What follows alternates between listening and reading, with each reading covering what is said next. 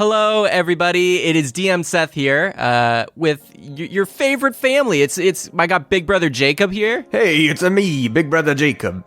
I got Bigger Brother Connor. Well, howdy, everybody. I'm a big old boy. And Biggest Brother Adam. Hello. It's a pleasure to meet you. Everybody did great Randy impressions there. No, I'm Quarry. I'm Quarry from the very obscure One Shot. There you go. But I got a little game. Everybody loves when we do game intros, right? Man, I'm down. Bring it yeah. on. I'm going to win this time. Definitely. So, this is more of a game for Jacob and Connor about myself and Adam. Because myself and Adam, for those who don't know, we're currently both engaged at the same time.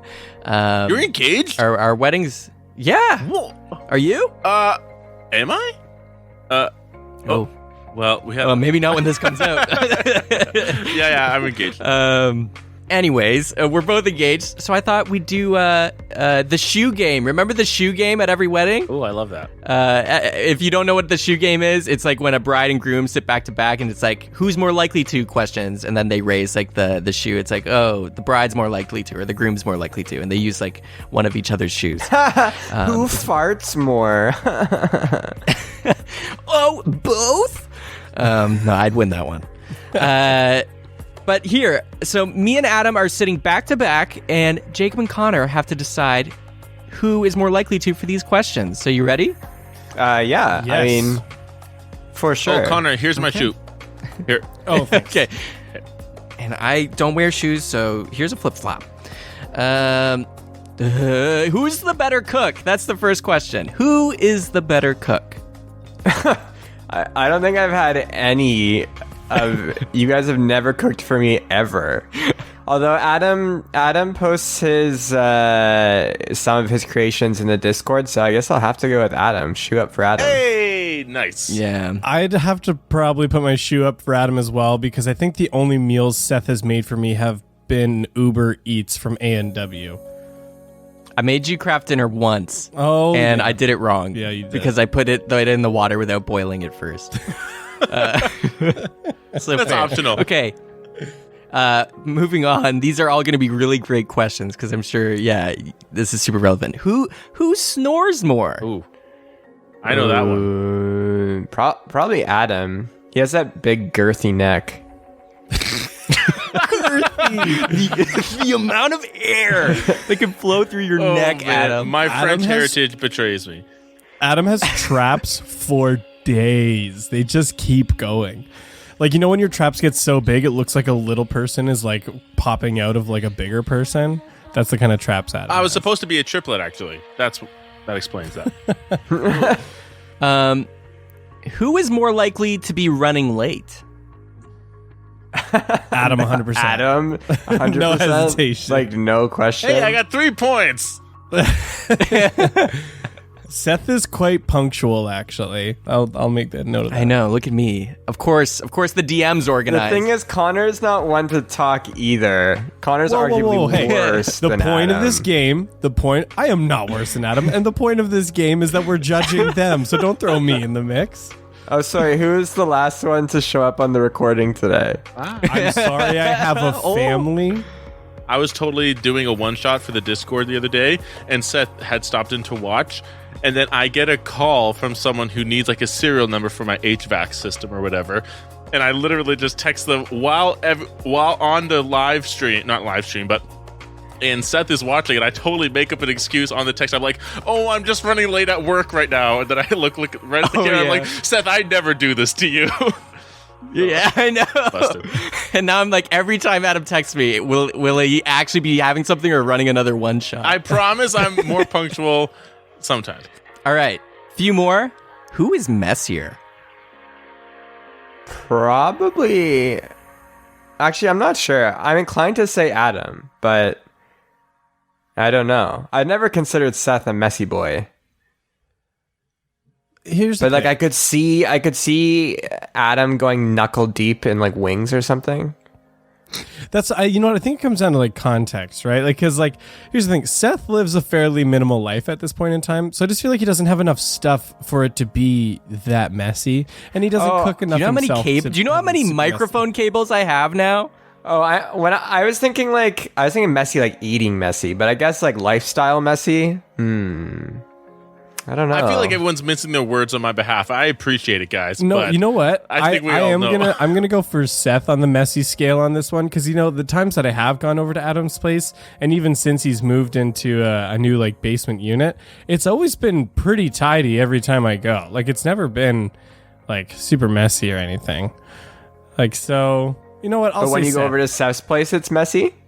It's hit or miss. It's you know what? It's been a long time, so memory's probably failing me. But I won't say it's messy, but I'll say it's more messy than Adam's place.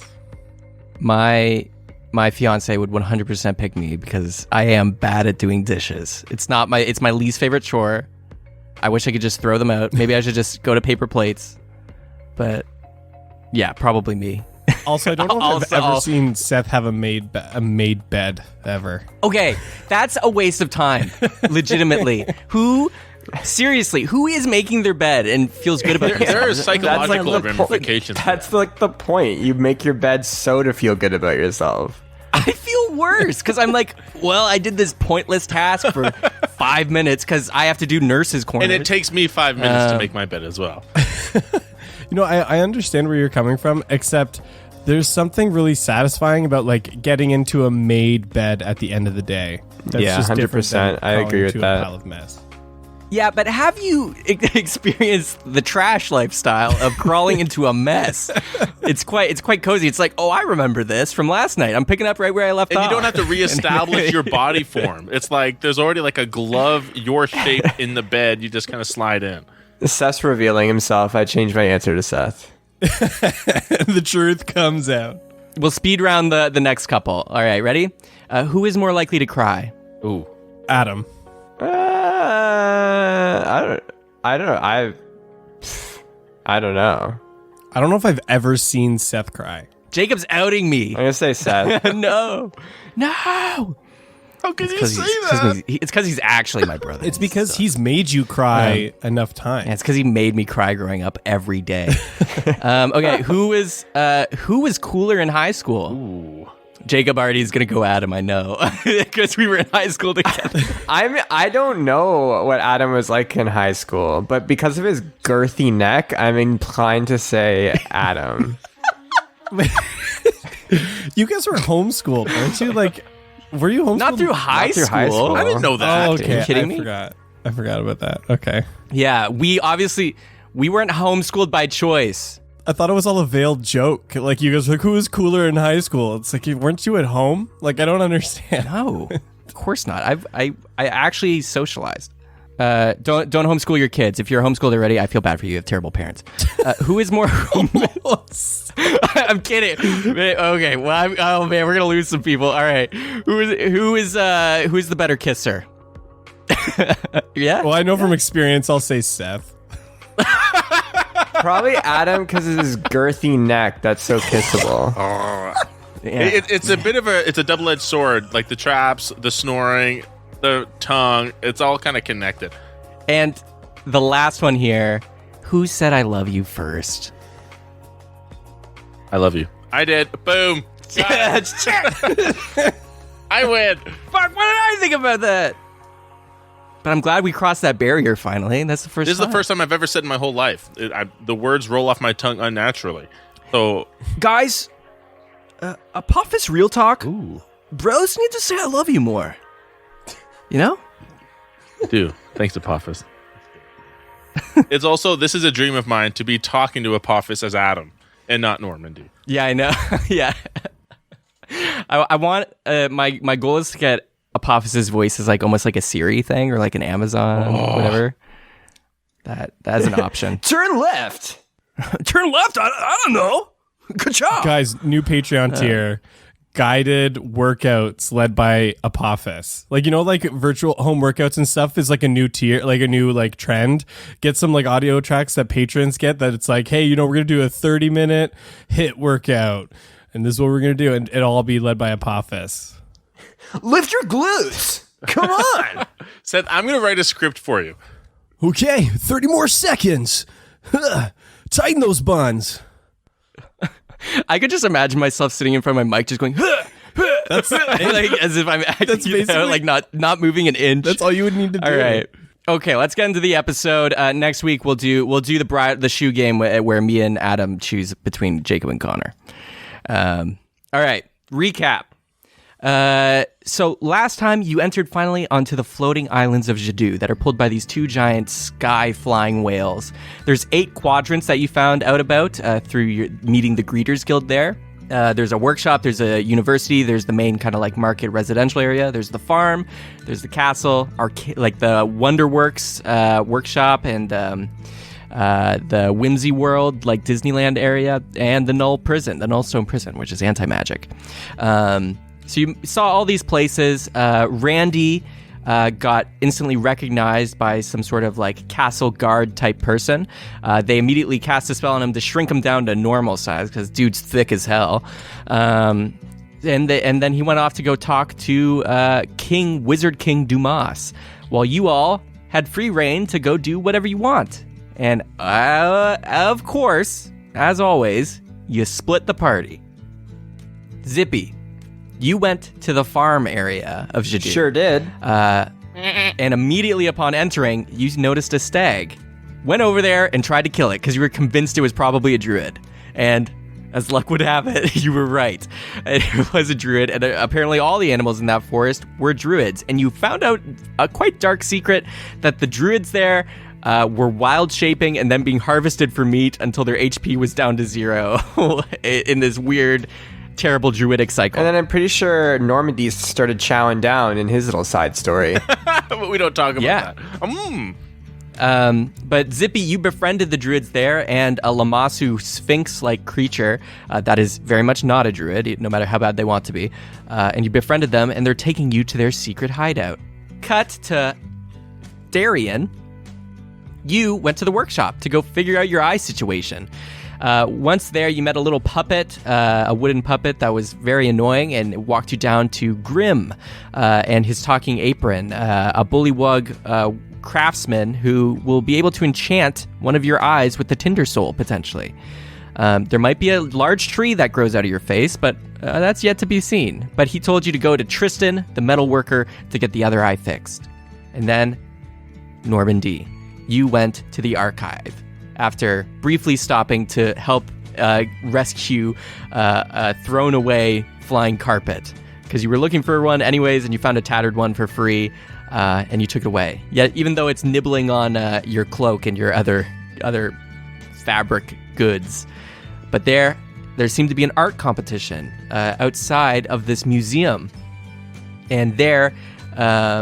You notice that basically everyone here is making art to try and get it into the archive. It's a little contest, but also no one's allowed in the archive right now because the Baron, someone from way long ago, the guy who made your statues in Orem, is inside currently.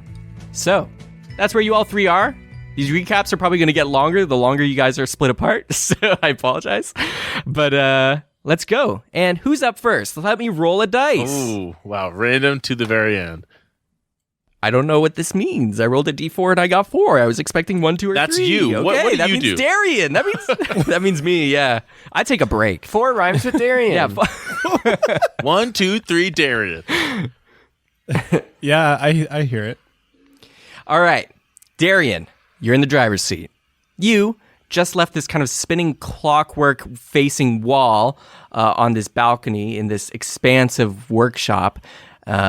And this clock-like door is spinning and locking in place, causing a new dimension door to appear.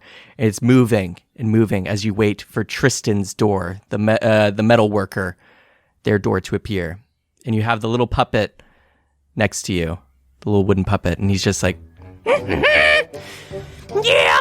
So, how's it going?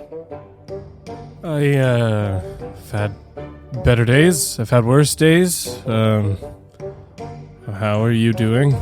Tell me your like top 3 worst days.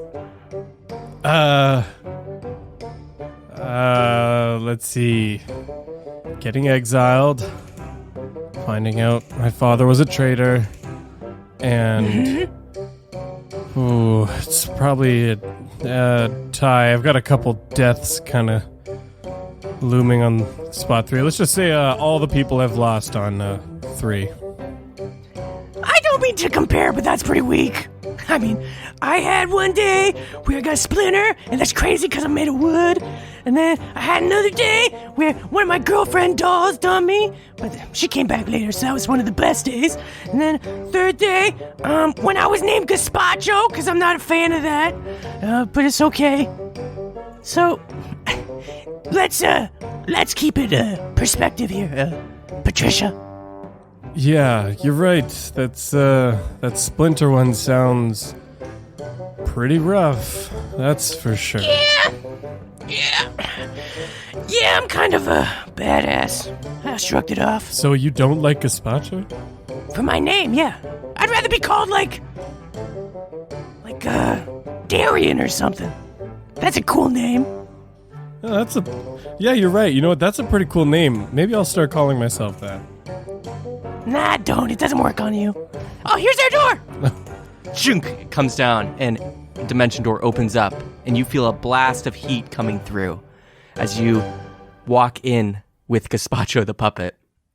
And you can see it's a much larger workshop, and there's a forge in the back that's like just billowing with fire, and there's a large anvil, and sitting next to it in a chair hammering away is a large cyclops. And they're just slamming, and they have these kind of like steampunky helmets, similar to what Grim had with his goggles. He has a steampunky like magnifying glass on the front of his face, and he has his hair in like a big ponytail, and he's just hammering away at kind of a sword, and he goes, Ooh, oh, not many guests coming here. What are you looking for, Gazpacho? And your friend? Well, hello, Tristan. My name is Patricia. I heard you're one of the best kind of metal workers and tinkerers on all of Jadoo. I've got a little project here that I'd love some help with. Oh, okay. Well, what do you got? I walk over and I take out kind of the half-constructed eye and say, well, I've got this little eye here I've been working on. A replacement set, as you can see by the Hawk Fox on my chest. It was really difficult to put together when you're trying to get an animal to focus for long periods of time. And I managed to get one done, but I want to get this enchantment ready on this eye today, and I want to see if this is something you'd be able to help me with. Pepper doesn't like that you're talking about her when she's sitting on your chest. She's like, gah. But she still wants to be your eyes. But he reaches his big cyclops hand down. He's like, oh, you give it here. Darian sets it in his hand. Okay, let me take a look. And he puts it on the anvil, and he moves the sword aside and puts it on the ground. And as he's taking a closer look, Gazpacho and you hear just a bell kind of like ding, like somebody's walking into a store. And he's like, oh, another guest. All right, Patricia, you stay here, and I'm just gonna go check that, and I'll be right back. Are you sure? I think I might get lost. I'd really appreciate if you could stay here to help me navigate a little bit. I mean, you're Patricia. Look, I'm hopeless. I know I'm great company. I know my voice is soothing. I know all these things. But sometimes you gotta, walk on your own. I can't babysit you all the time. I don't do that usually. Well, maybe you could just stick around for a little bit until you could get me back to Grim, just so I don't accidentally end up on the wrong cog. persuasion check. Because I've got a sneaking suspicion that's the real Patricia at the door. You said persuasion. Oh, that's a +1. And that's a 19. Okay. That's 19 + 1. We got a 20 on persuasion, baby. Okay, I'll wait. I'll wait. You got a hold on me, Patricia. You really do. You got a way with words. Thanks. I think that might be one of the first times I've ever heard that. You see Tristan looks at it and goes, "Oh yeah, all right. I think I could do this. Easy. But I'll need my fine tools. Do you think you could go get them for me? It's just hard moving out of this room because I'm big." Are they far away? Where are they? No, just Gazpacho, take them down to the storage area and I've got tinkerer's tools actually on me. Do you think you could just borrow those? I mean, sure, but they're not magic. I mean, how fast do you want the job done? My tools down there are all kind of magically enchanted to fuse metal and bend it to your will upon one hit. Oh. Okay, yeah. Let's go down to storage then. Let's go get those. All right. Just go and grab my fine tools set. Not the big ones, because this is obviously a fine job. Yeah, I would think so. Gazpacho, would you mind helping me get there? I'm not leaving you aside, Patricia. All right. 1, 2, 3, and a waddle, waddle, waddle.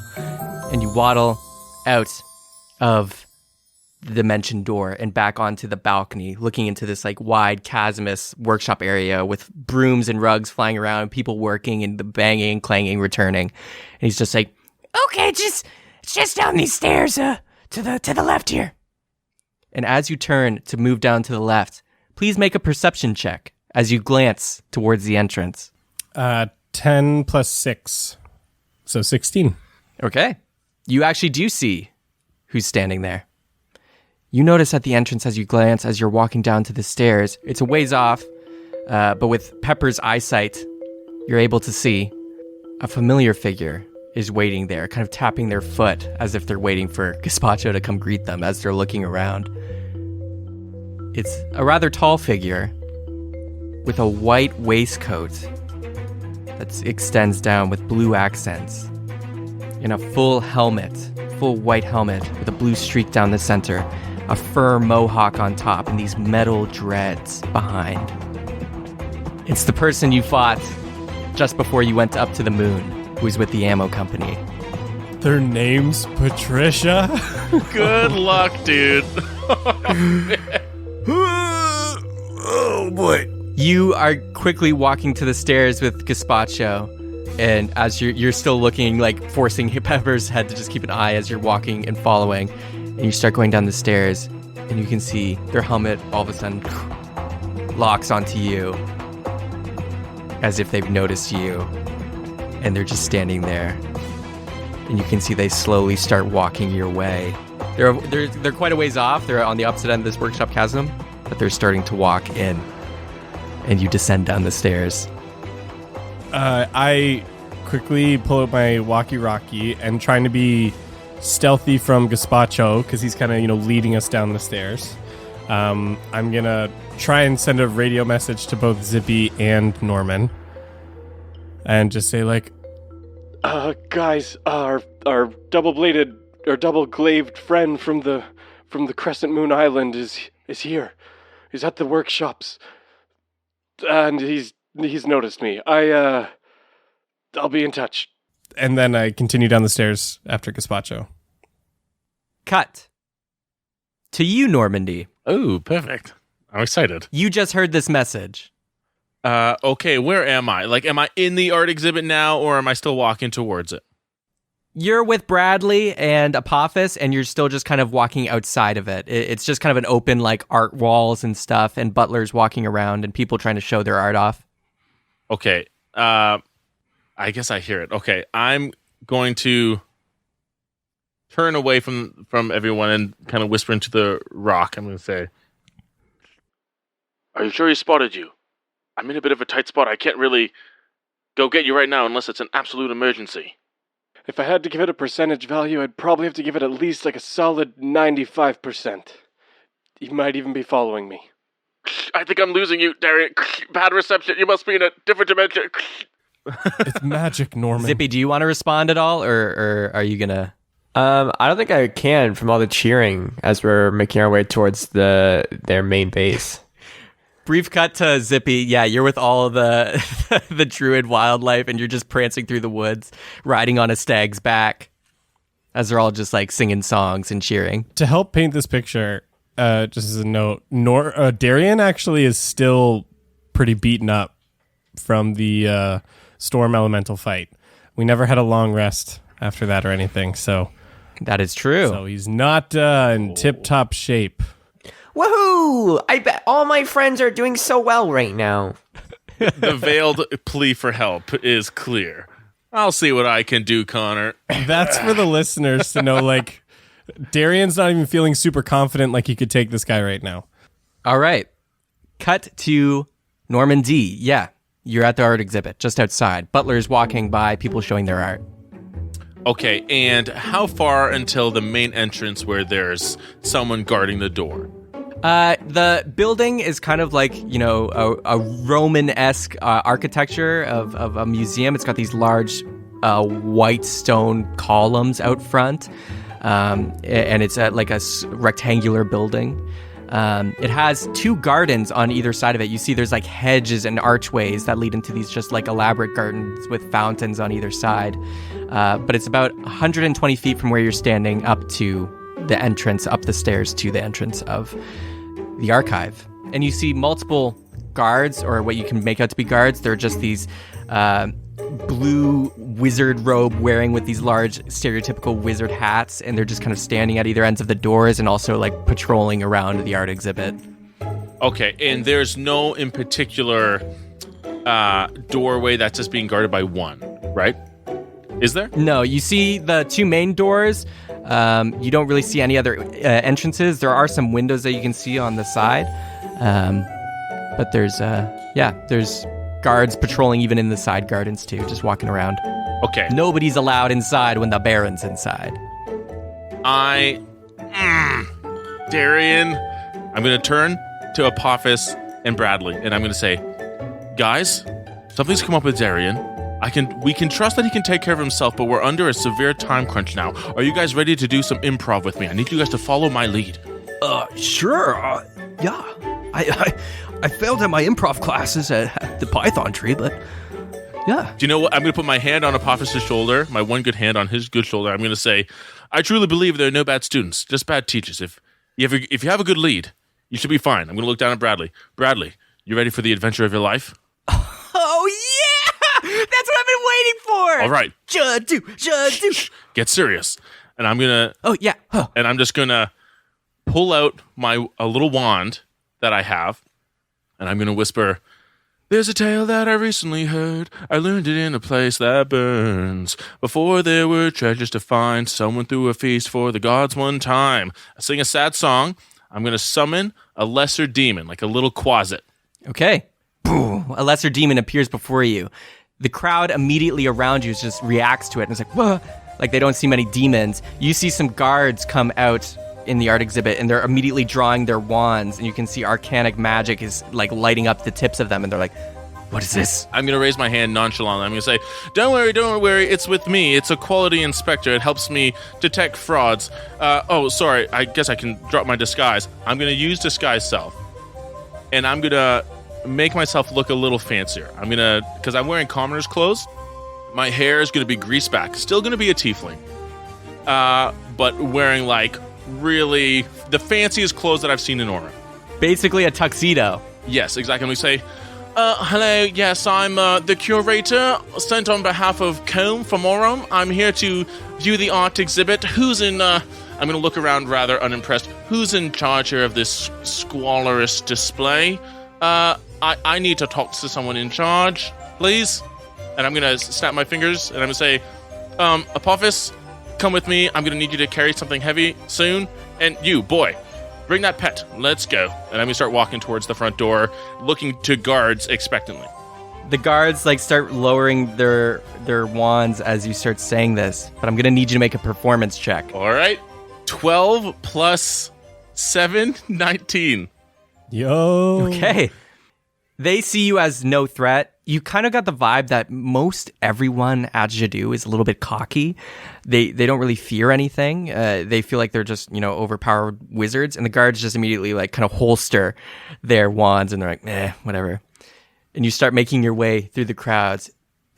And Apophis is walking next to you and it's like, oh, how do you do? How do you do?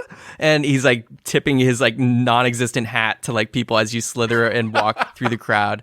And Bradley is like, yes, hello, everybody. Just making our way through. Don't mind us. And then I'm going to look back at the Quasit and I'm going to say, Quasit, keep up. Quasimodo, come on, stay with Bradley.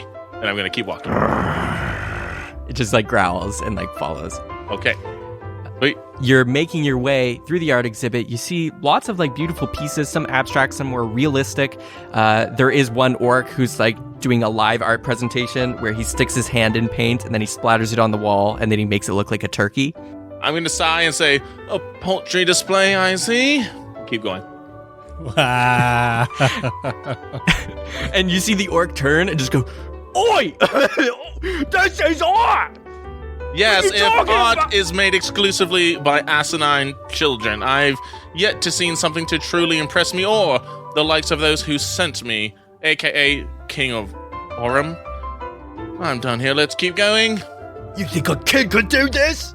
Bradley just tugs on your cloak, Norman, and just goes, I'll handle this. And he walks up to the live art display, dips his hand in the paint, slams it on the wall, and he's just like, there. And then he walks away. And and everybody around is just, oh, look at this. And they're immediately drawn to Bradley's little hand turkey. And they're like, this is good. And the orc's like, oh, fucking come on. I pull out a gold piece. And toss it to you and say, hopefully this will pay a dividend for your lessons in the future. Oh, shit. All right. Thanks. And as I walk up to the door, I'm going to hum to myself just a little song to put myself in. It says, there's a place where I want to go, up in the sky, on a floating archipelago called Jadu 5, because I want to find out all they know, hidden in the archives, because I finally tell what I've been told. Well, what kind of bard am I? And I'm going to give a bardic inspiration to Bradley and Apophis while I sing that song. Okay, they get it. As you start moving up the steps, you see, as you're moving up, the guards at the top are putting their hands on their wands just in case. But you hear a voice come from behind you, just going, yes, sorry, tiefling. Excuse me. What is it now? I look to Apophis. Honestly, you couldn't deal with the riffraff. Oh, yes, hello? And I turn to see who it is. Hello, my name is Jules, and I am running this art expedition. Unfortunately, the archives is closed today. The Baron is doing his work in there, and absolutely no one is allowed inside. Excuse me, his process. I'm so sorry. I feel bad for you. You're running this this display where there's roosters on walls and. There's nothing of true historical or emotional impact that I see here. You are in charge of this. Yes, well, while it may not be up to your standards, whoever you are, I assure you that this is the very best Jadu has to offer. Well, thank goodness that I am not limited to what Jadu has to offer. I'm here to see the Baron.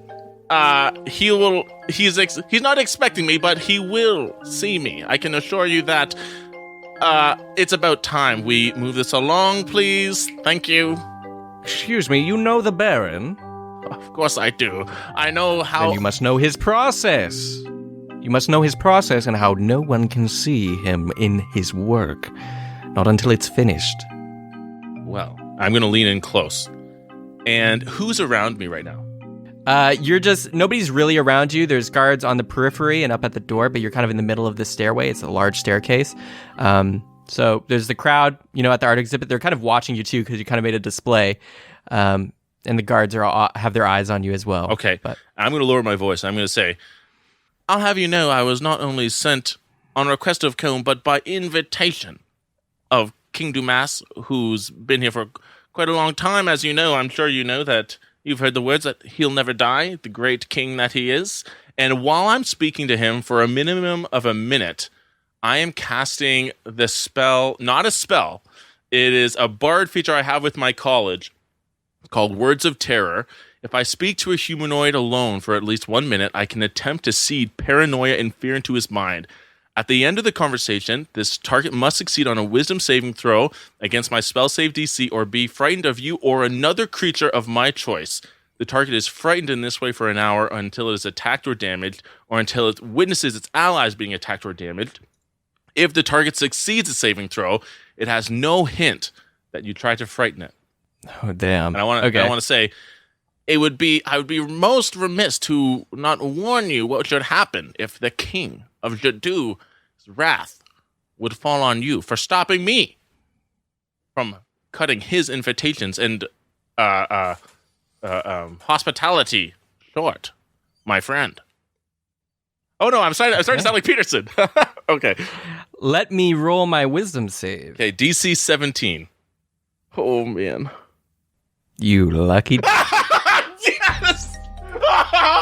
You're not tricking me, are you? I'm not. I'm not. They rolled a 6, and their additives would not beat that 17. Okay. So, as you're talking about how you have a personal invitation, you're subtly casting this dark bard magic, making him slowly more terrified. You can see his face and his forehead slowly start to just produce sweat, and his eyes start to kind of shake. And he's just like, well, that's not right. You shouldn't be receiving a invitation. Why would that happen? Why wouldn't anybody let me know when I'm running? This doesn't add up, but he's also unpredictable, and I don't want to go through that again. I don't want to be sent to the Northstone prison, and... Sorry, don't stress yourself. Just let it be. Guards! And he yells up to the stairs. Let the man in. I do not want any trouble. No more than I've already gotten. Be on your way, tiefling. And before you go, what is your name? My name is Norman T. And I'm the curator for Combe. Norman T. All right. Well, be on your way. And good day. I will remember that. Okay, everybody, back to the art. I'm about to walk past him. When I put my hand on his shoulder, I'm going to say, you did a good thing just now, avoiding that trouble you were thinking about. And I'm just going to finger my medallion. Just want to see if I get any inkling of a specific negative thing he's thinking about. This is just surface level, so if it's anything like super, super secret, I wouldn't necessarily get that. You just see a flashback into his head. You just hear the thoughts.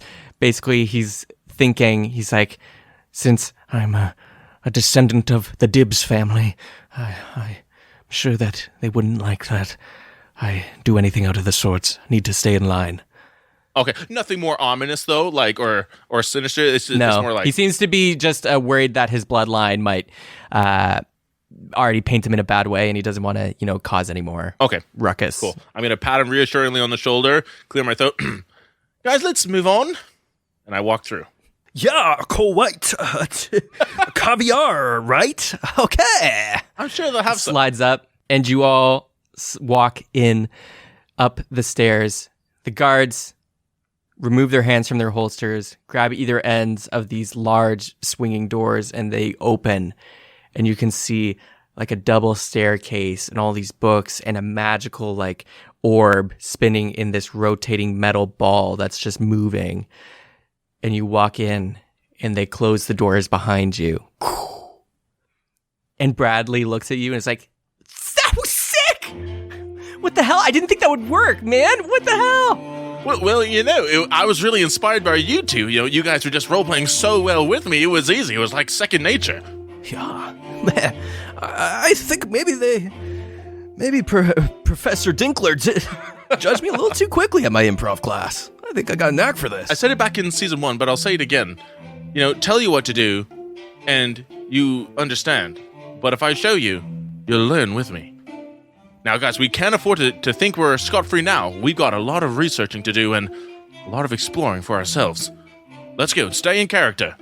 As you walk into it, behind this large spinning ball is a large painting in between the two staircases that go up. You see the painting is of a large group of adventurers, and actually you recognize one of them as a much smaller, younger Randy. And you see an inscription below that says, the first Grand Treasure greeters. And you can see, the whole array of them, the turtle, the baby beak Nelson. And DM, can I trust you to feed me their names if I need to in ensuing moments? If you need them, I will. I know there's a lot. Just because, Norman would remember these things better than I, so... But as you look at it, you notice actually it's like moving, it's waving. It's like the people in it are kind of like talking and moving. It's like a living image in this painting. And you look around too, there's like statues. It seems like every art piece in this museum, this archive, is like moving in some ways. Even the statues are slightly like, shifting in place. Like there's a statue of David type thing, and it kind of like moves its arm to the other one, so it's resting its fist on it's resting its chin on its other fist. Now, David, the god of the bunnies, or like David? Potentially the god of the bunnies. Well, that'll be for discussions by the dungeon episode. Yeah. But what do you want to do? It sounds dead quiet in here too. Okay. I have a wand of detect magic. I want to wave it at the paintings, and I want to see if it's just an illusion that's making these paintings move, like if it's like a minor illusion-esque kind of thing, or if there's anything like a conjuration or something more complex going on there. You can notice that this is like very complex magic. You can tell it's a mix of like transmutation, conjuration, everything, and also kind of like planar shifting magic, almost as if it's entering into pocket planes. So it's like a very advanced illusion. It's kind of a mixture of several different magics. Very complicated. Okay, great. So I recognize Randy by appearance, but everyone else is more by stature, like by the stories that I've heard. Yeah. Are there any doors in this place? You don't see any doors. It's just hallways. There's the 2 staircases that lead up to like some balconies, like balcony-esque areas that lead into further down straight. It's all kind of just like a straight shot down the front hallway. There's also hallways underneath the staircases that lead forward. And you can see a bit past them, and it seems like there's more paintings and statues in the next area. Okay. And I'm just going to hum to myself, they say in these halls, you never walk alone. The statues could be haunted. You can never escape their prying eyes. Guys, where do we want to go? We could explore upstairs, downstairs. We have to do it quietly. I'm more drawn towards maybe some kind of magical items but do you guys have any requests? Nah, but like bathroom on the way would be nice, but I don't see any signs. Okay. Yeah, bathroom would be nice. I mean, this wetsuit's getting a little tight. Okay, if we find like an open chalice, we can get creative. Okay, Seth, I want to look for any kind of indication. The paintings and stuff are very titillating and tempting, but is there any place with like ancient artifacts on display, even at the beginning of the hallways that I can see? None at the beginning of the hallways that you can see, but as you glance down the hallway, you do see there's kind of some pillars with like glass encasings that reach all the way to the ceiling, and there's like artifacts in them. Okay, and I'm going to say, let's go, guys. Now, walk quietly, but walk as if we're supposed to be here. And I start walking. As you walk, you keep walking and you go through this archway on the first floor, and you're just walking to the hallway, and it opens up. The room beyond is just this wide open room with statues and paintings on the side, some like painting walls too in the center, but it's quite open, and you can get a real sense of like how many magical items and statues. It's almost as if there's like a crowd of people in here, but none of them are alive. But you do notice one statue kind of in the center of the room near the back is covered. Like there's a giant tarp. It's like a really big tarp covered over this like very big statue. You can tell it's like a statue or something because it's like, the pressure from the head is lifting it up, so it's giving that kind of veiled look. But you just see that off in the distance. I'm going to turn to the guys and I'm going to say, well, it looks like that is something that, I wink at them, the King Combe might be fascinated in. Let's go have a gander. And I'm going to walk forward. But when it gets if I get within 60 feet of it and nothing happens, I want to cast Detect Thoughts again this is for a different purpose. I just want to see if there are any thinking beings within 60 feet of me. Sure. So as you are walking and it's like 300 feet away, as you're walking and walking, you're glancing, seeing all these random relics and artifacts and moving paintings. All the paintings here move. I'll have you make a perception check. Oh, man. Okay. 10 plus 4, 14. Okay. Seth, come on. I don't like that number. You can't really make anything out because you're so distracted. No, I go back in time and roll again. You keep walking closer. You're too distracted. You're not using your listening ears. You're just walking straight as glancing, and it's just kind of overwhelming, and you can sense a lot of magic. And as you get within 150 feet, out of your backpack, you feel a rumbling. And then bursting out, flying into the air, is Strand, your magic carpet, and it's just floating up in the air, and it's kind of like floating around the room. Oh, Strand, what are you doing? Come down. And it's like just flying, and it's not listening, and then it spots the tarp that's draping this art piece in the back, and it starts flying towards it. I start jogging, guys, and I start jogging to catch up with it. And I'm going, Strand, bad, Strand. You start walking closer and closer, and as you do, now you can hear something. It's like chiseling. It's like ting, ting, ting, ting, a little chiseling, and some like paintbrushes being painted. And it's going, and Strand slams onto the tarp, and almost is like pulling it off, unveiling what's underneath, and you can see it's like consuming the tarp as it loves everything fabric, and it's lifting it up. And you see, as it's slowly lifting and you're jogging, there's these eccentric, like almost like Christmas elf-like shoes with these striped stockings as it's slowly being raised.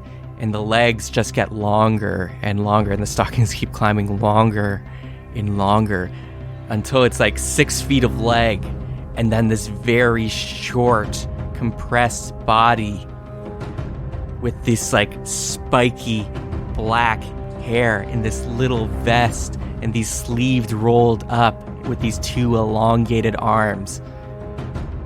And they're holding a chisel in one hand and a hammer in the other, and you can see there's paint and other things, and you see there was a statue underneath that was working on, and it just freezes in place.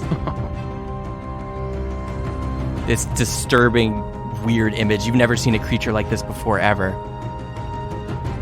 Wow. And it's just frozen like a statue. So there's the real statue, and then this guy who was chiseling on the statue. Yes. Okay, what is the real statue of?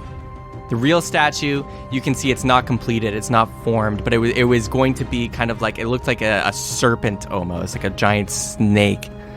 Ah, I see. Potentially. That's the form it looks like. That might not be what it was going to finish it into. Okay, so like there's no like distinct eyes or face on it or anything. No. Clear my throat. Hello, over there. The Baron, I presume? Hello. Hi. You see its body shrinks, like its legs, it's like its torso is like moving like an elevator down. It's like their body's made of clay. And they go down into a more kind of regular human-esque form. Ah, I see. Ah, neat little trick. Is that the clay of the Baron that you're using to accomplish such feats? It must make it easy to do what you do. Almost lightning fast. Their head cricks all the way around, and you can see their skin is just completely like you can't even look at it's like blisteringly white, and you just and as they turn, you just hear them scream. It's just the loudest. It like is like rumbling the area around you, and that's where we're gonna take a break. No! Ah! No!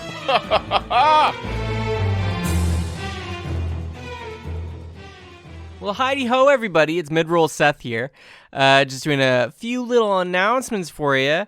Let me see what I got. First off, let me give a huge thank you to our Legend tier patrons.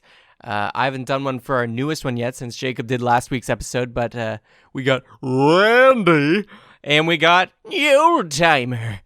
Two very well. Now I'm gonna have to put an old timer character in. Randy Domino is obviously based off of Legend tier Randy, and now I gotta find some old fart to do for you, old timer. But thank you both so much for being Legend tier patrons and supporting the show that way. It's insane to us.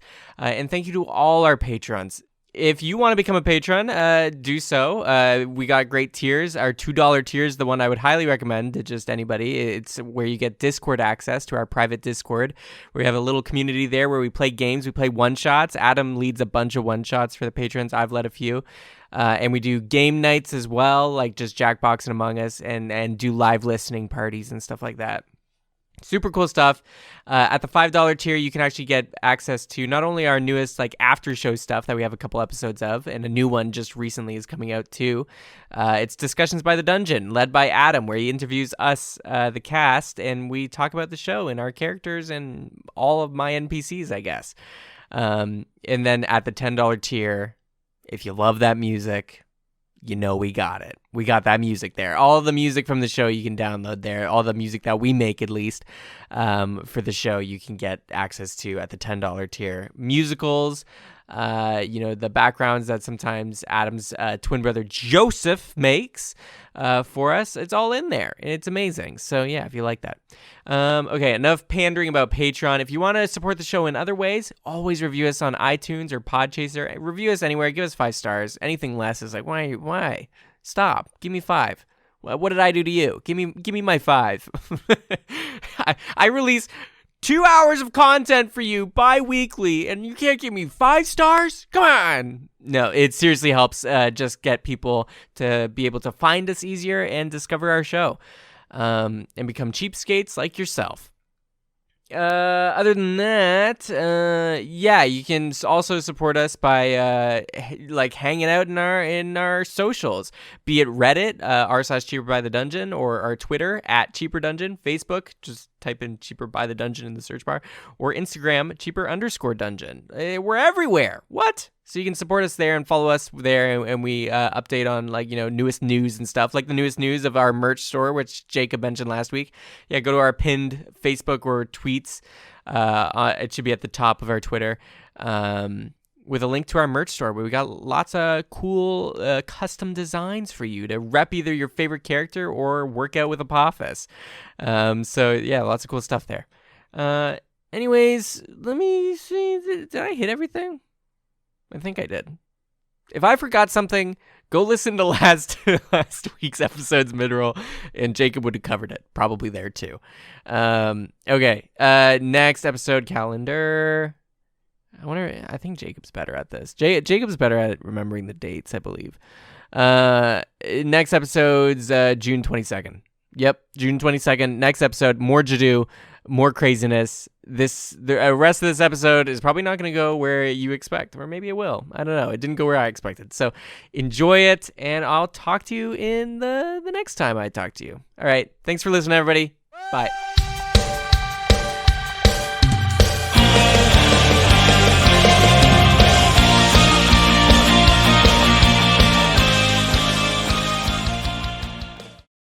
And we're back. And Norman. Oh, you're starting with me, huh? Yes, I am. The Baron just saw you. You can barely make out. You can't even see its facial features because it's just blindingly white and light.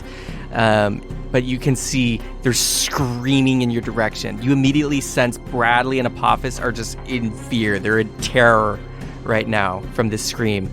And you can see one of their clay, Gumby arms grabs one of the paintbrushes behind them and flourishes it out. And this streak of paint is cutting through the air, staying as it's drifting. It's like a solid object. It lags behind completely. It's cutting through the air. And it's moving towards all of you. Make a dexterity saving throw. Oh, man. Okay. 17 plus 7, 24. You grab Apophis, you grab the back of Bradley's wetsuit, and you dive to the side behind a little art installation, and it cuts through, and you can see the paintbrush art is dodging the art completely, and it's moving, and you can see it, it's moving very angularly, it's stopping in a 90-degree turn, and you can see it's arcing its way up, and it's coming down. Now it's coming to slice towards you, and you can just hear more banshee screaming. Ugh. What do you want to do? I cast Hideous Laughter. At the Baron? Yeah, absolutely. Okay. Cast. Okay, it's a wisdom saving throw. And I'm gonna yell a joke at it, and I'm gonna say, "What did the cleric say to the painter? Repaint, and thin no more. Oh, damn. That was quick. All right, you used your mid-roll break wisely. All right, let me make a wisdom saving throw. Oh, they save. Nothing. Just louder screams as you see all the lights in this area. It's like daylight coming in through the skylight above also. It's like blackening out. And you can see all of a sudden the whole area, it's like the light immensely changes and it's like strobing. Poof, poof, poof, poof. To like different colors. It's like red, blue, green, yellow. All the light in the area is changing colors rapidly. The slice of paint that was cast at you is coming down now. Still, the trail of paint seems solid in the air. And it's just coming down and coming towards you. Please make another dexterity saving throw. 19 plus 7, 26. You grab them again and Get pull down! Apophis and Bradley down to the ground as it goes right overhead. You can see it now, you're looking at it. It's like slightly dripping on you, the paint, but it's solid in the air. You hear a voice behind you. A painting is yelling at you. Hey, come on! Get in here! Don't need to tell me twice. And I'm going to grab the guys. Guys, we got to go. Strand, move it. And just as a little bit of insurance, I'm going to turn around and I'm going to cast Hold Person. All right. DC 17. That one actually goes through. You can Sick. see their clay body starts like constricting and like becoming thinner and thinner. But the paint is still going and they're still screaming and the lights are strobing. It's like you're at a rave now. It's crazy the colors that are going on. And this paint streak is cutting through the air, arcing back towards you as you're running to the painting. You can see now that this painting is kind of like a weird abstract art painting with like a large bear on one side and an army of like mages. And one of them is like walked up from the army and is like knocking on the painting, looking at you. Just a bullywug wizard. And you're running to it, and Strand is like eating the tarp still, and it just consumes it all, wraps it up, kind of looks like it burps, and swoops down. And as you're running, the paint streak is following, and it scoops you guys up, and you go diving in with Strand carrying you, lifting you through, and just like Mario 64, like it's like ripples, and you fall into the painting. Wow. And that's where we're going to cut. Oh my gosh. Seth. To Darian. Oh. Zippy, I promise I'll get to you. Sometime. Hey, where is this god in the sky? The Lamasu is running next to you on the stag and is just like, almost there. Probably like 20 more minutes. This place is so far. I could just fly there. But doesn't it feel better on your druid feet to be running through the forest? Rawr, rawr. Okay. And all the druids are like, yay! Because they believe you're the savior. So, cut to Darian. You are quickly working down this metal staircase. It's gone from wood to metal, and you're going down and down and down. Constantly like kind of, moving Pepper's head in your baby satchel on front, like around you. Maybe you're carrying Pepper like a baby now, like with her head behind your shoulder so you can see backwards. But you are making your way down. And Gazpacho is just like, One more step, a little bit more, one. and he's like kind of hopping down individual steps, and it's pretty slow. Hey, Gazpacho, just a quick question for you. I just had a rough little accident earlier today, and I'm feeling a little worse for wear. There wouldn't happen to be anything in storage down here that could patch me up a little bit, is there? Maybe. I don't know.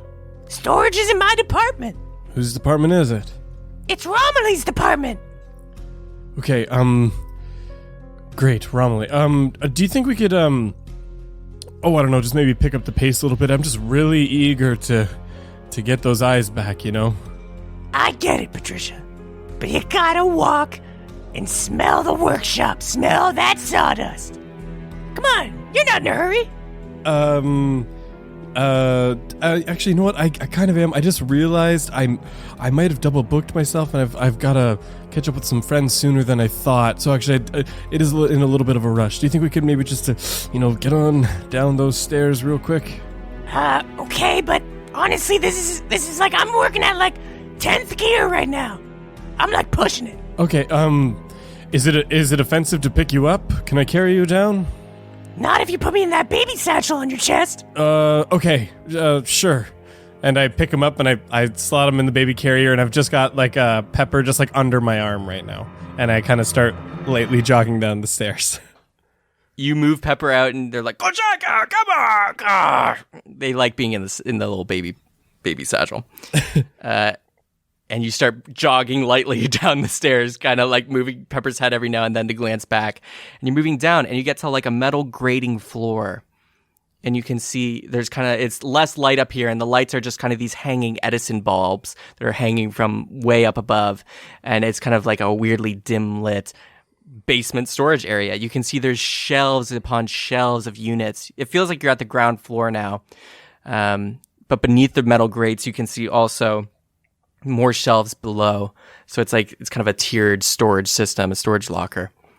And you go and you see a purple bullywug girl is kind of just standing there at a little like podium desk, kind of like how you would go into a restaurant. There'd be a server there waiting. And the bullywug girl just goes, "Oh, monsieur. Hello. What can I help you with?" Hello. I have been tasked with coming down to grab, let's see, Tristan's small magical toolkit for some of his finer works, and if you have any magical items for a full restore, would be greatly appreciated. Full restore. Potentially. Oh, hello, Gazpacho. Hey, Romilly. Been a while. Yes, you're quite loud as usual. Full restore. We may have something in the back. I'm not sure, but the tools I can go prepare and get them here if you want to go look. Yes. Gladly. Can you point me in the right direction? Sure. You're going to have to just take this archway back, and then you'll just have to go down a level, and it should be on the second floor there. So just one level down, and look for maybe some potions or some maybe sewing kits that are magically enchanted. Everything's labeled, so. Oh, wonderful. Thank you very much. I'll be back up shortly for the tools. Wait! I want to stay with Romilly! Romilly! It's been a while! Romilly, do you have a preference?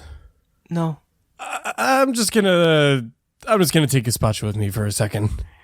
Romilly! and you start kind of fast walking down, and Romilly's just like, "Toodles," and they walk off to go get the fine tools. You're walking down, and Gazpacho's like, "Just because I'm on your chest doesn't mean you can choose everything for me." Hey, you volunteered to be in here, okay? Fine. And you go running down, and you find a little staircase at the end of this aisle. You're just walking, and it's like just metal shelves, and you can see there's items and tools and all these things. And you go down a level, and you're searching down there. You're going through combing. You see like these like magic screwdrivers. You see a hammer that can like bend steel too, probably a part of Tristan's larger set. You see lots of tools that are kind of just magically augmented to get, you know, heavy duty jobs or tinkering done quicker. And you're going. Please make an investigation check. Oh, we're rolling good today, boys. 3 on my investigation. So that's a 21. That's 18 plus 3. Okay. You see a sewing kit there, the one that they were talking about. It's kind of moved behind some other toolboxes and things. And you grab it and pull it out, and you can see there's a little tag that just says sewing kit of healing. That's the best I got. Sewing kit of healing. Very prepared, Seth. I love it. Well, I didn't think you'd be wanting this, but is there? Anyways, you see the tagline basically says that if you spend 10 minutes sewing, like, you know, surgical sewing or anything else, it'll work as a greater healing potion every 10 minutes. 10 minutes feels like a long time. Better start sewing. Yeah, I just kind of grab one of the tool chests from off of a shelf, so I just have like a makeshift like stool to sit on, and I'm just like, okay. And so I'll pop the kit open, and I just start using it as best I can to try and get some of these heals, hopefully before anyone else decides to show up. Okay. They just walk in and Darren's just sewing away. You start sewing, and you're looking up through the grates and just like trying to double check, and you're sewing, and 3 minutes pass, and then you hear Romilly at the front be like, "Oh, hello, another visitor. Unexpected. What are you looking for? You can't just move past me. Sir. And you hear the masked man's walking, and you look up above through the grates, and they're like standing over top of you, and they're just looking. They don't see you or spot you yet, but they're just standing on top, staring. To be thorough, I'm gonna quickly cast Pass Without a Trace on myself. Oh wait, shoot, I can't. That's my last spell actually to do that. Oh no, I didn't realize how gassed I am from that other fight. Oh no. You got this, man. Okay, no, I'm gonna hold it for now. Okay. Roll a stealth check. That's a 2 plus 7. Ooh. So 9. Son of a... Now the dice fall apart. You hear Gazpacho just go, Man, taking a long time. and then immediately from above, they look down, and they see you, and you look up with Pepper's eyes, and you see them just staring down at you. And you can see from under their waistcoat, they pull their half glaive out because the other half got consumed by the void cloak. And it's like just kind of like a sword now, but it's just one half. And they quickly take it out. And they go to stab and cut their way through the metal grate floor to get to you. And you see a glaive just slides through right next to you as you're sewing. Well, I've stopped sewing a long time ago. Okay. Are you gonna run and sew at the same time? No. Oh shoot. I am in no shape to take on this guy. So I am. I'm gonna quickly try and dive to like out of the way and get out of line of sight from this guy. Okay. And I am going to cast. I am going to cast Pass Without a Trace on myself. Okay. You book it. They missed with their glaive attack, and you start running down the hall. And you can see they're kind of like carving a hole in the ground now to break through. And you get out of line of sight near the stairway down like to the next level. And you cast Pass Without a Trace. And you just see, you're glancing through the shelves as you're still running away after casting this. And you can see the hole is done, and the Terminator landing on the level. And they're looking around, searching for you. And we're going to cut to Zippy. Zippy, you're frolicking through the forest. Very, very cash. Very, very, very low stakes here. You're just going through on the stag with the Lamasu Sphinx next to you and all the druid animals following you in their wild-shaped forms. And they get to a thick part of the jungle where there is just a lot of thorns, just thorny branches and everything. And the Lamasu just goes, Here we are. Fantastic. All right, let's go.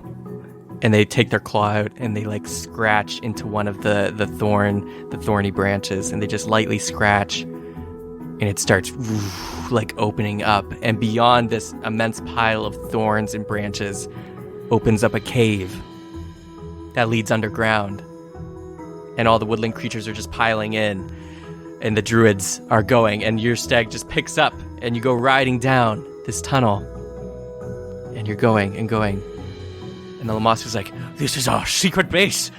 It's quite nice down here, far away from the farmer's gaze. And the farmer doesn't know about this? Probably not. At least he's never come here. It's kind of like our cool clubhouse. Okay, well, I just hope he didn't watch our whole parade all the way here. Doubtful. I mean... Oh yeah, we did make a lot of noise. Yeah, we were singing and dancing. That was you, Gerald! and one of the ostriches with the little arms is just like, come on! thought it'd be fun. Gerald, your voice makes me want to vomit. All right, no. All right, I can see your first problem, and it's called encouragement and kindness to one another. I would like you to redo that exchange just now. Everyone, stop. And everyone comes to a stop. Zippy's right. We are quite harsh. Remember the roast last weekend? Some of those weren't jokes, and I know it. Trust me. Gerald. Oh, no, go ahead. Gerald. And their big paws, their lion paws, like they move over to the ostrich and they put their hand on their back and they're like petting them and they're like, Your singing's like not that bad. It made the adventure. It made the time fly. I felt like we weren't even playing these last like couple minutes. and Gerald just goes like, really think my voice isn't that bad? And one of the other druids, the stag that you're riding on, turns around and is like, Zippy, we can't lie. What good is kindness if we have to lie? His singing sucks. Hey! Sometimes you can show kindness through lying. It's kind of messed up. But if it helps us get through the day and accomplish things that we otherwise wouldn't be able to accomplish, like this whole farmer problem you have going on, well then maybe it's okay for a little lie. I don't know. Maybe that's not morally correct, but it's helped me get through my recent friendships. For example, I'm not a huge fan of tomato soup. Tomatoes are nothing but grossness. Bastard. Gross, watery, seedy, horrible. This is starting to turn into Jacob talking. As long as it's Jake. not a tomato soup fan. They're just slimy and they have no place in agriculture, in my opinion. Now carrots. Don't even get me started. But I have tomato soup all the time with my friends because it brings us together and it reminds us of good times, bad times. And yeah, it's the same with like fighting. One of my friends really likes fighting and he's really good at it. And that's pretty much it for him. So that's the only way I can connect with him. Otherwise, it's really difficult. And so you have to sometimes do the little bit of lies so that, I don't know, life's just easier. It's hard enough, especially for you druids up here. A little squirrel druid climbs up the stag and sits in front of you and just looks up to you in the eyes and says, So lying's okay? Yeah, I'd say so. Yeah, lying's okay. Gerald, your singing is amazing! yes, Gerald, you're singing. Be a star. You could do it. Guys, really?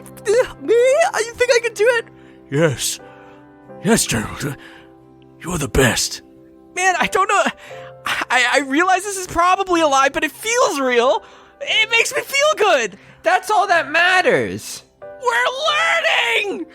Now, harness that, and we'll turn it into ideas, and we'll build you a whole new civilization. Druids for the win. Anyways, let's go to a boardroom table or something. Your main room. We have a lot to talk about. Let's go. And as you're going, you hear other ones being like, "Your natural hair is amazing. Did you know that? Oh, your nose looks good. I actually love you." And like all these lies that are probably being told as you go down this tunnel with all these creatures. You enter into a clearing. You notice there's kind of like light blue spores floating through the air as you descend down this tunnel with the thorn path, like thorny roots are kind of moving in the walls. And you enter into this underground grove, this large grove with this like what's seemingly like the roof of a house that's covered in moss and vines that stretch down to the floor in front of you. So it's like an enclosed, like almost tent made of moss in this open grove area. You see the creatures are going through and they're parting through the mossy like vines that are draping down, and they're breaching it like it's a curtain, and they're going in and they're like, yay, yay! They're just diving in, and you dive in with the stag riding on its back, and you notice you're in kind of like little clubhouse. There's little tables. There's beanbag chairs. There's a little bulletin board-esque thing. There's one of those like teacher's desks that's like reversible that like flips over. It has like drawings on it. And you notice it's like a whole just kind of like chill hangout area for druids and like tree stump chairs and stuff. And you look and you immediately see this canopy. The moss is actually draping off this giant mushroom that's like embedded into the wall. And it's just like draping off this old, large mushroom. The ceiling above you is the underside of a mushroom cap. And all the woodland creatures are like, some are wild shaping back into their original forms, some are bullywugs, some are furbolgs, some are elves. They're just going back to their forms and like chilling out now. And you can see the Lamassu is like running up and says, Zippy, here we are. It's time. It's time to plan something, right? Yeah, I mean, we'll have to talk about where to hit him and hit him hard, you know? And also, I just don't want this to be a flash in the pan type of thing, you know? Where this happens, let's say you guys get some standing in this place, and then for what? You just go back to being used in some other way. We're gonna have to do some workshops, we're gonna have to do some self-actualizing, maybe some yoga, meditation. That's communing with nature, people. Yeah, nature and lies.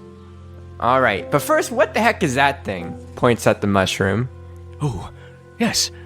They'll want to hear the plan too. It's Pops. Rawr. Pops? Yes. He showed us the way here. He showed us this way to, get down here and chill with nature. Let me wake him up. yeah, let's wake up Pops. Yeah, Pops. And they walk over, and the Lamassu kind of like pats the face of the mushroom, just the side, and it looks like just a mushroom wall. And then you see, it's like that mushroom cap stays where it is, but the body rotates, and a large face is on the front, and it just goes and lets out a giant yawn. It goes, Hello, children. What is happening today? We have a new friend, Rar. A new friend that's going to help us deal with the farmer. Rar, set us Druids free. What? Who? It's this little Lapine, the rabbit. He's a masterclass Druid. He saw through my puzzle immediately. He's a genius. Wait. Coco? No, why does this keep happening to me? No, my name is Zippy Westboro. I'm from the Bramble Patch. I may be old, but I remember you anywhere, Coco. Ugh, stupid Coco. You're old. You're an old mushroom person. And that's half the problem. I have a bone to pick with you too. And you're a liar. and all the people around are like, no, Pops, lying's cool now. Lying's okay. No, children. Coco is a backstabber, liar, dumb ranger, not a druid. And the Lamassu, their sphinx face immediately like goes down and they're like, What? Rar. Zippy, you're not a druid? Oh, I'm a druid, all right, and I can prove it. This mushroom's a freaking liar. He's just jealous of the fact that, well, he hasn't been a good leader and he's threatened by me right now. I'm an okay leader. I don't think so. But also, I have to put the land's health first. We're trapped here because of you, Coco. Here you go again. And first of all, what land? You're floating in the sky. Come on, that's another problem. And stop with this Coco nonsense. I'm not Coco. Do you want me to use a Druid spell or something? Yeesh. I don't even know how to shoot a bow. I've never even done that in this whole campaign. Do it then. You won't do it. Do like a good berry or like fog cloud. Or like one of those. Psh, how about I do insect plague and freaking mess up all your insides for freaking trying to embarrass me in front of all my new friends. Roll intimidation. It's a 9 plus 2. Ooh. Do it. Do it then. My insides are ready and made of freaking mushroom steel. Yeah, should I use insect plague on him? I feel like I'll go really bad. Can I use a little baby version? One sec. The non-committal version. You have to end up as screwed as the rest of us by the end of this episode. Yeah. What if I just put bark skin on and just fall over? That could work. You could always just like wild shape. Nah, that's too easy. Roll a d20 and let the dice decide what spell you do. I'd have to put in like 20 options of spells. Yeah, I'm going to roll for you. 13, your 13th spell. All right. Eeny, meeny, miny, mo, catch the by the toe. 1, 2, 3, 4, 5, 6, 7, 8, 9, 10, 13. Ooh, speak with plants. I can do that. Hey, there you go. All right. Chosen. All right. Maybe not insect plague because I worry for your well-being, and I don't want to necessarily destroy you in front of if you're the leader. But do you have a plant or something around? I can speak to it. That'll be an easy thing to do. I'm a plant.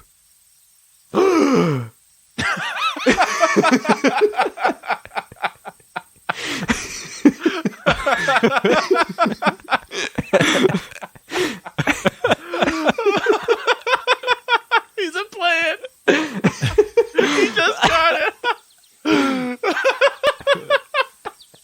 You see the mushroom's eyes as you gasp. They gasp and they're like, Wait, you understand me? What? Yes, I do.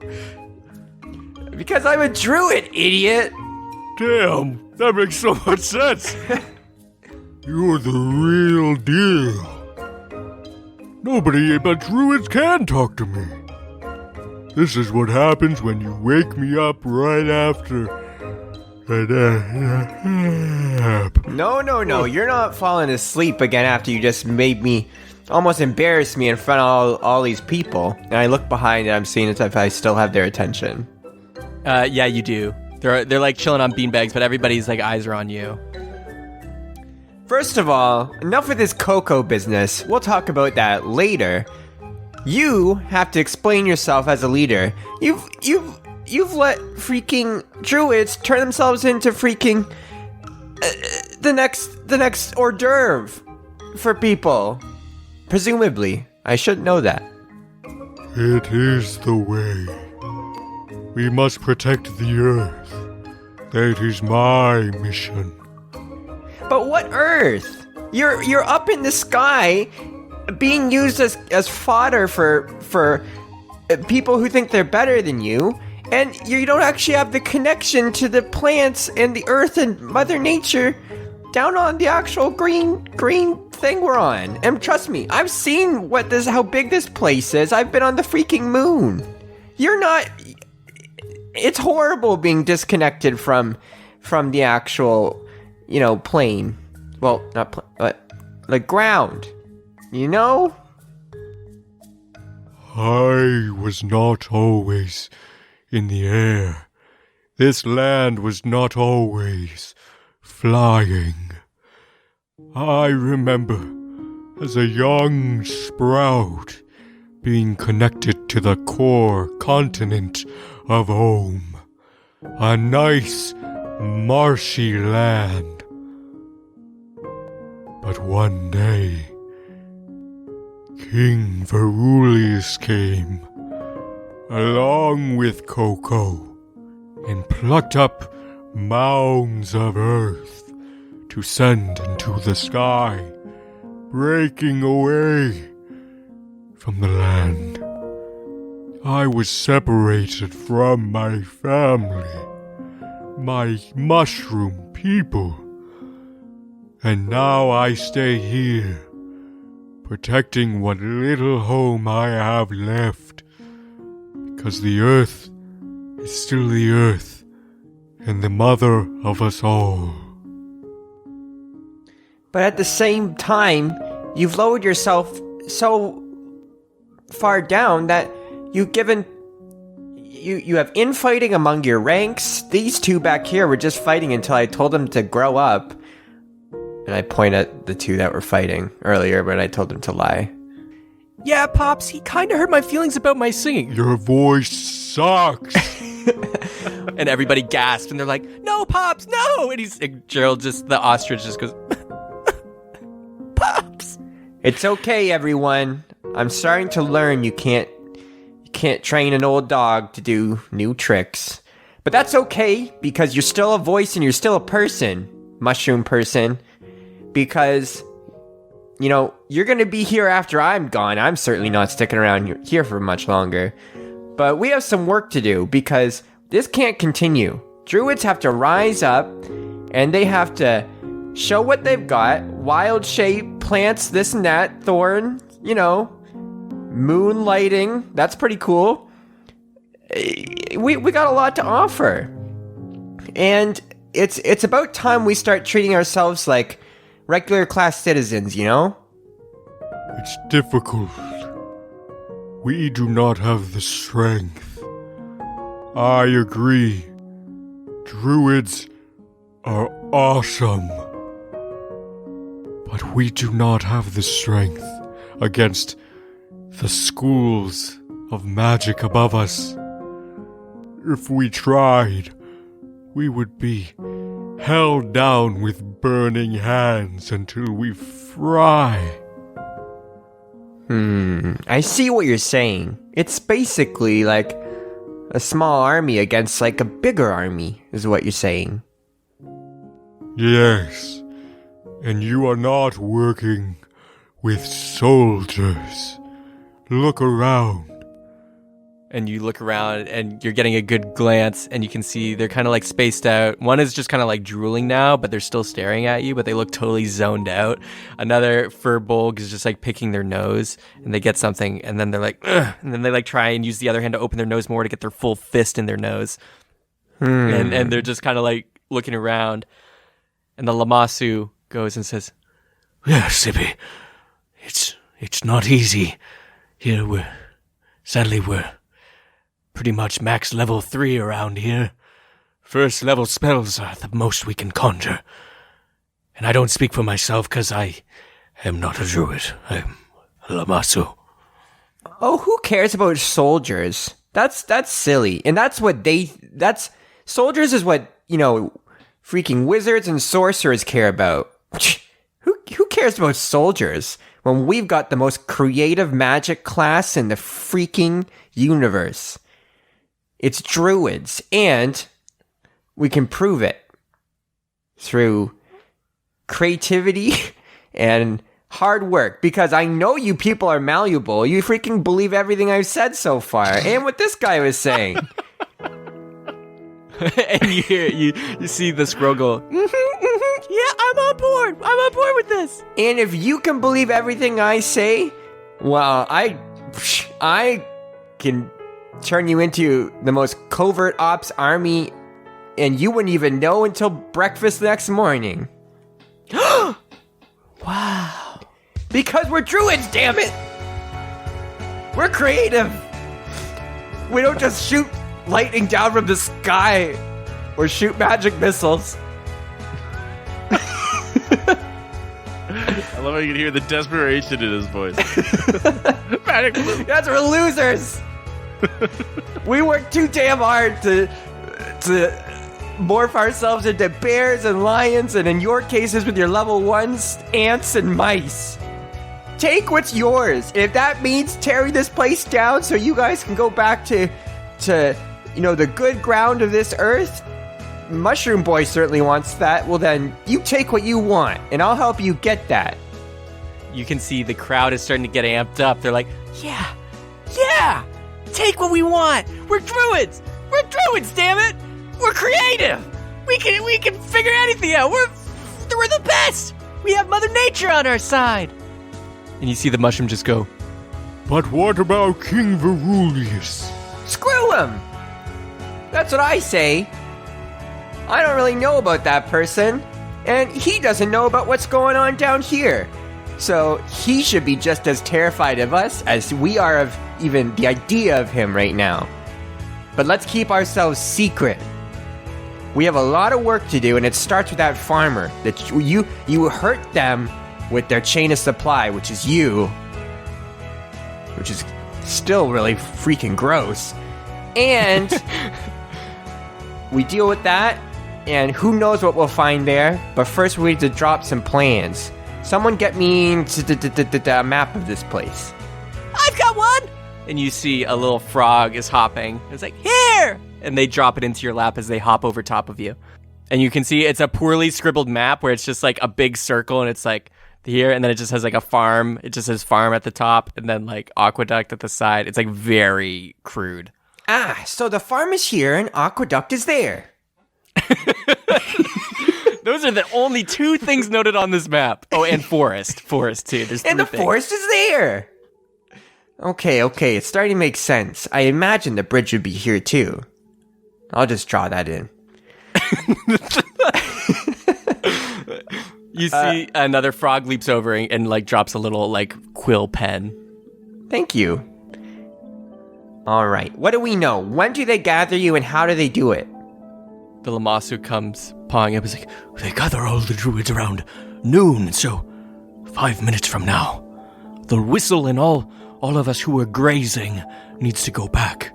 I need to go back and be the pet. I'm the farmer's personal pet. It's degrading. Sounds like it. Now come on over here, I need some love. hello. Rawr, rawr. And they nestle up next to you.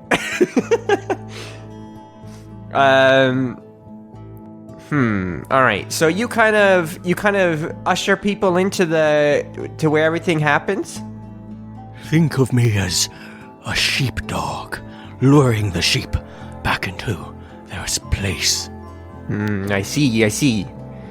Who's the crew going in tonight? Are they with us? Everyone goes. No exceptions. I see. Well, the exception this time is we're going in with the plan. And I'll be one of the livestock as well for this go around. But it doesn't stop with us getting in and listening and obeying anymore. And you, Mr. Pet Sheepdog, you're gonna come in and help us too.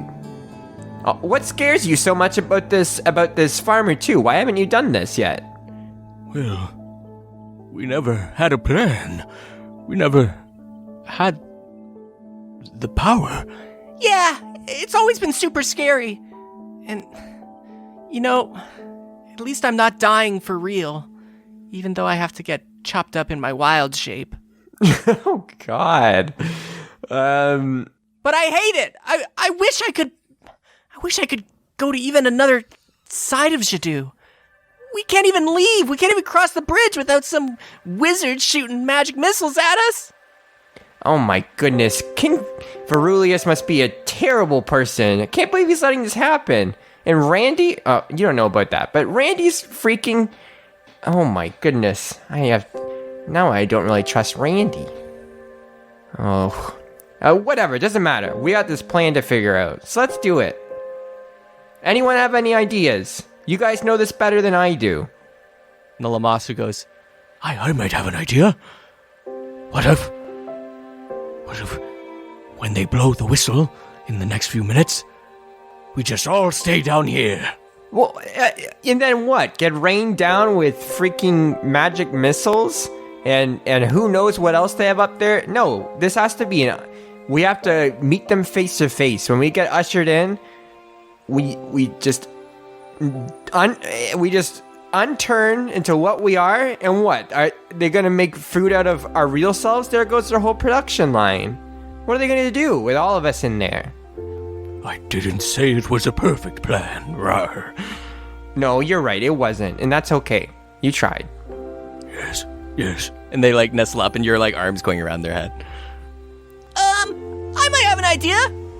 All right, let's hear it. So since there's the supply chain, and we need the supply and demand, they're gonna need us more than we need them. We should sit down and negotiate terms for our stay here. They need our meat, and we need some housing and druid rights. Let's get a lawyer in here. What do we say? Oh my goodness. Ugh. And what, we're gonna do that for 5 episodes? Lawyer it up? Shut up. I need to do this now, either so it finishes up with the next episode. As you say that, you see one of the Brantas, these like horses with the nose bones, like giraffe ears. They go, I have an idea. Fire. Burn it all down. All right, I'm listening. That sounds interesting. We take the fire, right? We bring it into his house, and we burn him alive, and everyone in there. And then we chop them up, and then we eat them. Eye for an eye, tooth for a tooth, kind of thing, right? Yeah. Fire. There's definitely some merit there and a place to work off of from. How about we go in and we start burning things and see what happens then?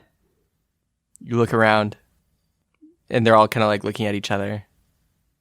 Make a persuasion check. Burn shit. That's a 14 plus 4. Yeah, all right. They all like in unison are like, yeah, all right, sure, burn, yeah. I feel like the check for that was like 2 because they listen to whatever I say. The mushroom face goes, Okay, but if it goes bad up there, please come back here. I can try and shelter you somehow. Okay. Somehow. Well, we know where you are. And if things get hairy, well, again, what are they going to do? They're going to destroy the livestock? Don't think so. This is a foolproof plan. I mean, revolution starts with a spark, am I right, people? you see the Branta picks up a stick and it's already lit on fire somehow. And you're like, how did they do that with their literal like donkey legs? And it's like, fire. Yeah, spark. Spark really does it. And don't be afraid to change into things with your... and use as much druidness as possible. We gotta show them, again, just how cool this freaking class is. Yes. You see everybody around. It's like, yeah, we're awesome. Yeah. Montage! And you see everybody's like running into their like little cubby holes. Some people have some bags and like some stuff and spaces here, little beds or hammocks. And they're like pulling out these like roots, and they're putting like they're taking these roots from these plants and they're like rubbing them on their face, and they're getting like these black like markers under their eyes and stuff, and they're like all passing it around. Some people are like tying headbands. The Branta's like going around picking up more sticks and stuff and lighting them on fire as torches around you. Yes! This is perfect, everyone! You're all working so hard! I'm so glad to see that, you know, just from this small pep talk, we can make some real change around here. So yeah, use your fairy fires, use your fog clouds, your thunder waves, your destroying water, entanglement. Just get ready to use it all. We're gonna need some, and on the way there, once we're in there and we start burning shit, detect poison, disease. You don't know what they're putting into the water we're gonna be drinking. Water does taste funny. We need a crew detecting magic too. We never know when those magic missiles are coming. You see some birds, like crows, all salute, and they're like, "Detect Magic Squad, here!" Perfect. Detect Magic Squad. Make sure that you let us know as soon as you see anything suspicious. Hover around. We need a Cure Wounds team as well. You see the squirrels are all bundled up together, and they're putting on little hats, and now they're like painting little plus signs on them, and they're like, "Cure Wounds team, here!" Perfect. And who's the best charmer here if we need to fuck up the farmer?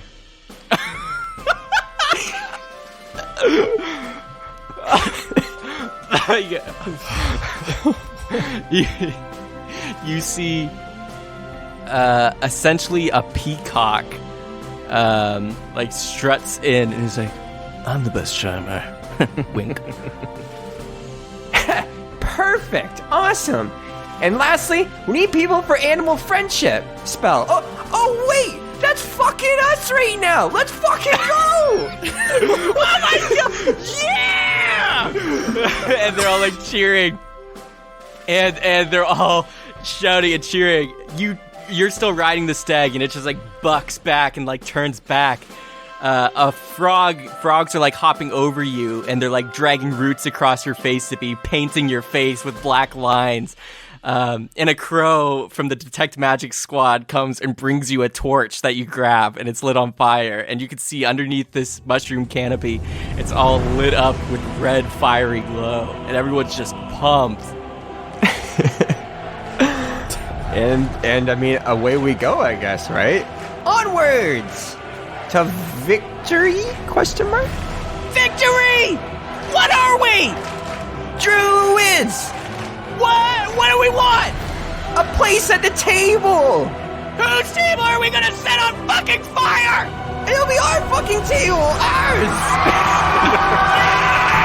And everybody goes, and you're traveling through the woods, and you break through the mushroom moss leaves, and you're going, some of it's catching slightly on fire, but you're going through the tunnel, and you're charging back up. And Zippy, you get a motherfucking inspiration point. Woohoo! Cut to Darian. Oh, man. I hate this. Good luck, man. You're running down, you're at the stairs, and you're kind of like at the ledge there looking over, and you can see there's about 5 more layers of storage like space going down, and the rest is just blackness around you, and the Edison bulbs are just hanging and swinging and dimly lighting the area, flickering sometimes, and your Pass Without a Trace is on, and you got Pepper under one arm and freaking gazpacho on your chest. Where do you want to go? You could go down, you could try and book it back through the shelves, but you can see they're kind of like moving somewhat your way. They haven't spotted you yet, but they're looking through the shelf units. Because I got the Pass Without a Trace on, I whisper to Gazpacho and say, "Gazpacho, do you guys have any kind of like security system here? Like if incidents happen, who do you guys call?" Ghostbusters. Kind of like wizard guards, but I don't know. Security isn't really a thing because, I mean, everybody's so freaking powerful here, and death doesn't like really matter, and like, yeah. What did you say? And death doesn't really matter? Yeah, because if somebody dies early, they can be necromancied back, or like if they're old, they get put in part of the crystal. The crystal? What crystal? When people get old, like myself one day, I hope to become a part of the crystal like everybody else here, and then attached to the vessel until King Verulius can find us a way to the other world. What crystal are you talking about, and what other world is he talking about? We don't know. Nobody wants to go to the deep, though. So we're trusting Verulius. Hey, screw this And we guy. get appended to the crystal. Yeah, Deep is that's, sweet, okay? Don't let anyone tell you different. Yeah, that's legit. I've heard a bit about the deep. Not a good time. Not a good time. Okay. What's deeper down? More storage. Is there any kind of weapons or anything? Any, super BFGs or something that I could get rid of this guy with? Maybe. Oh my god. I don't come down here that often. Like, oh my gosh.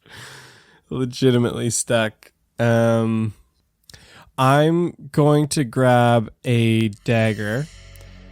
And can I see how far down can I see on the lower floors? You can see pretty much all the way down. It's about like 80 feet down. Okay. Like is the bottomest floor.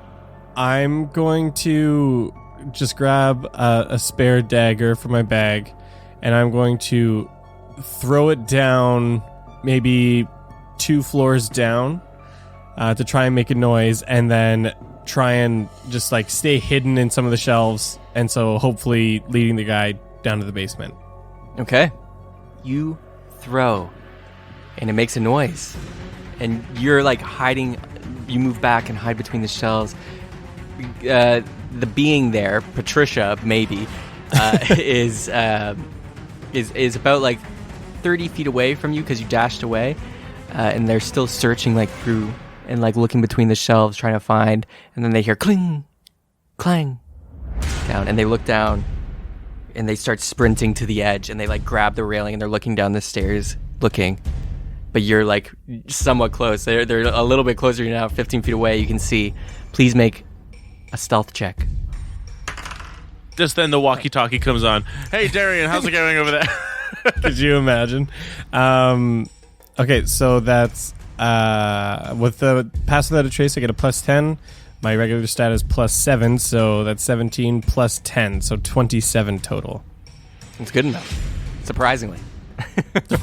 Surprisingly. You're making your way back. The stairs that go up, it's kind of like, stairs go down on one end, stairs go up the other, so you have to, it's not like a spiral all the way on one side, it's kind of like flip-flops on the side, so you slide your way back through the shelves, units, and you're making your way back up, and you're making your way to the stairs, I imagine. You can see the figure starts taking a few steps down the stairs. I head back up the stairs, and get the heck out of there. Okay. You move up the stairs, and you're scanning around. You're on the first floor. You can see through the grates. You kind of have an idea of where they are, and you can see them. They're 2 floors lower, and they're walking at the other end, and they're still like slowly walking with their glaive drawn, looking. And the bullywug girl is like up there. She's kind of like shaking. She hasn't gotten the tools yet. She's just like, what was that? I don't know. But you need to call for help. That person's insane. Okay. She pulls out a walkie-talkie. Help! Please, bottom of the workshop. We need help. And she doesn't have pass without a trace on her. Oh gosh, no! I'm gone. I'm out of there. It's still. Just books and leaves her. And 3 floors lower, you see, looking up, boom, their head cracks up, and they start running back to the stairs, and you can see they're like vaulting over and like jumping up the lair, and then jumping up to the first. Where do you want to run? Do you want to run back up the staircase? Yeah, well, he didn't see me, right? No, but he heard the voice. Yeah, so I'm booking it out of there. Yeah. I can't defeat this guy. I can't save everybody. You're running towards the stairs, and they're at the other end of this like platform on the far side. Please make one last stealth check. Before I do like completely ditch her, I'm gonna just yell to her to hide. Okay. I'm gonna say, hide quick, and then I'm gonna, Abandon her. I can't. If I was max or if I was full right now, I'd consider it, but I'm already bloodied. Sir, what's your stealth? I'm using an inspiration on this, by the way. Okay. Because I need to get out of here alive. Well, still not amazing. That was a 9 plus 17, so 26. Okay. You sprint, and you're going up the stairs, and Gazpacho's like, whoa. And Pepper's just under your arm, uncomfortable too, and you're running up the stairs. And you just hear the girl still on the walkie-talkie. Please, someone quick. We have some crazy person down here. They might get the tools. I don't know. Just send someone. I want you to make one last perception check here. Oh boy, not amazing. But I've got decent perception. 15. You hear her. Please, send help. Oh God. He's here. I gotta hide. Like he said. Hide. And you don't hear any more voice. And you make it up to the top floor. Again, back into the workshop. Wow. Without the tools. And that is where we're going to end the episode. No, Seth, come on. Oh, man.